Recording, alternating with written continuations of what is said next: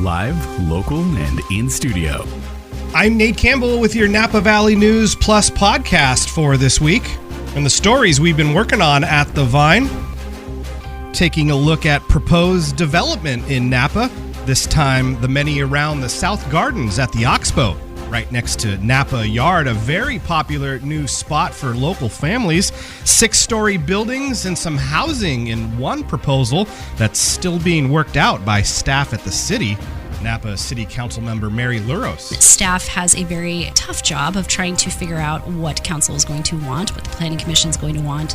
We have a fantastic Planning Commission. They really put in the hard work early so that, once it comes to us, it's fairly easy. Luros says she doesn't know what's to come with that project. I'm very concerned about what goes there because we already have a parking problem in the Oxbow area as well as downtown. So, we don't have enough money saved to build a parking lot right now, a parking garage. So we've got to figure out what we're doing down there. With multiple other proposals for the area, including hotels, Luros says of this part of her district, I avoid driving through there, honestly, because depending on the day and the time, it's a nightmare now. I can only imagine if you've got a hotel right there.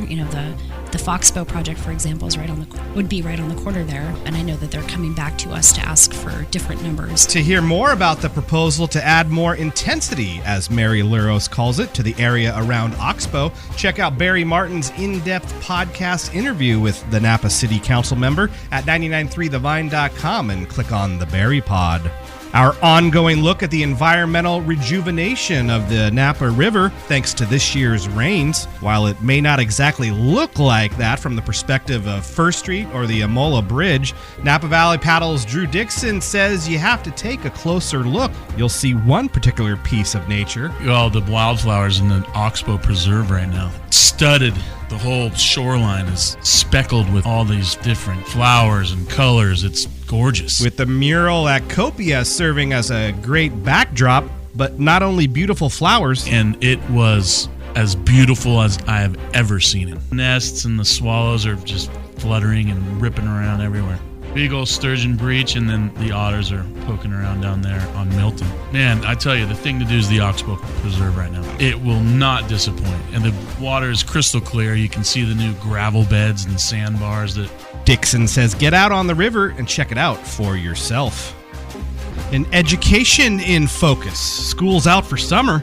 And a report card on Napa schools this year from Dr. Rosanna Musetti, NVUSD superintendent. I'm going to give us an A. I think that there's always room for improvement, of course, but I think, again, I know so many of us are aware of what schools have been through over the course of the last couple years. Community, students, staff, and NVUSD, I think, has really risen to the occasion to try and provide excellence to our students. Post-pandemic, Musetti says, bringing a really stable environment for your kids to learn, yet still making up for the effects of the lockdown. We're definitely still dealing with what, we like to refer to as the unfinished learning. I mean, there was, even with the hybrid learning and the attempt to virtualize school, it just wasn't the same. And so our students have, gaps that we need to address. And so we're definitely continuing to see that on the academic side. And socio-emotionally, like the national and state level, Musetti says we are living it here in our own local community. The trauma from the pandemic is definitely visible. And we're seeing increases in anxiety, in depression, overall just stress, the difficulty of the uncertainty that students dealt with over those couple of years. There's definitely a long-term effect of that, and we're trying to create spaces where students can feel really, really connected at school so that they can move through some of the mental health challenges that have become heightened post the pandemic. Enrollment numbers affecting changes in our district. Where did we end up at the end of this year? We continue to do a really excellent job in terms of projecting enrollment. We work closely with a demographer. We have a high accuracy rate, and so we track those numbers very seriously. We've had to make a lot of difficult decisions over the last few years in response to the declining enrollment in order to ensure the district has stability. Continued declines in enrollment, not just a Napa issue, but statewide. California is seeing one of the most rapid student enrollment declines in its history. It is heightened here in Napa. We are projected to have, I think it's the 9th largest decline in the state of California over the course of the next 5 years. 300 to 400 students lost to enrollment still being projected. NVUSD putting systems in place so it's not as destabilizing as when Dr. Musetti first arrived in Napa. To hear more about the state of Napa schools, listen to Barry Martin's in-depth podcast interview with NVUSD Superintendent Dr. Rosanna Musetti. Go to 993thevine.com and click on the Barry Pod. KVYN News focus on Napa personalities. David Cedino is a Hawaiian-born proprietor for Pano Wines. While I was a fireman, I came to Napa this time, and it was a different valley, as you can imagine, different wine business. I just got my eyes opened by the entirety of Napa, the food, the wine, the people, the beauty. Since I just lived an hour and a half away, I started making day trips and weekend trips, and every time I came back, I learned more. I finally got to a point where I realized I wanted to be in the wine business. And then the next hurdle was, how does a kid from Hawaii who doesn't own land, grapes, doesn't have deep pockets, or even know how to make wine, get in the wine business? JT and Bree host the podcast Everything Grape. Go to 993thevine.com, click on podcasts to find out more about Hawaiian winemaker David Cedino and Pano Wines. Protecting Napans from scams. Alma Galban with the Better Business Bureau says, watch out for employment scams. They're on the rise. This year, from January to March, we actually saw a 250% increase in job scams reported to our scam tracker. That amounts to $840,000 lost, Galban says.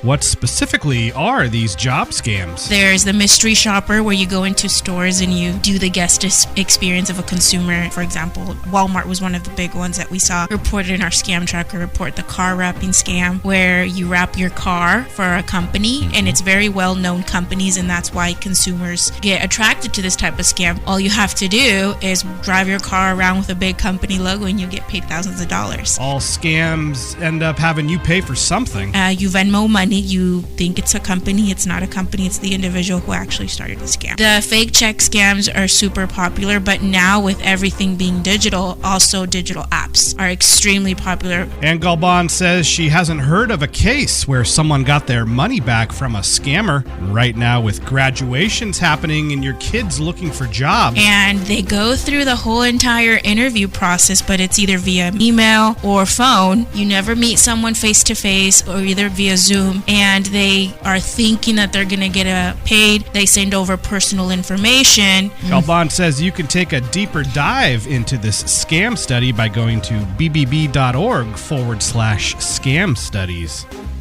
And quick updates on Napa Valley Life. Paul Franson says it was a big haul for an annual fundraiser. That's changing a bit. Collective Napa Valley raised $3.8 million for our kids, and it's not even over with because the Fund a Need deal is still going on. You know, we've always wondered what was going to happen when they got rid of the old auction, Napa Valley, and change it, and they're having things that go on all year long instead of just once. Franson says it's another shift at a classic Napa City spot. The restaurant at the Ace and Vine Casino is going to be replaced. It was sort of a Pan-Asian food, and now it's going to be a classical California restaurant called the Lincoln. It's next to the casino in the building that used to be Compadres. From Lincoln over to First Street with something new. There's going to be a new restaurant, cocktail lounge in the building of the Andes, and it's called the Warren. It's some from South America and some from Asia. And what's happening at a popular spot as you start that trek up valley on Silverado? The Burgess Tasting Room has opened where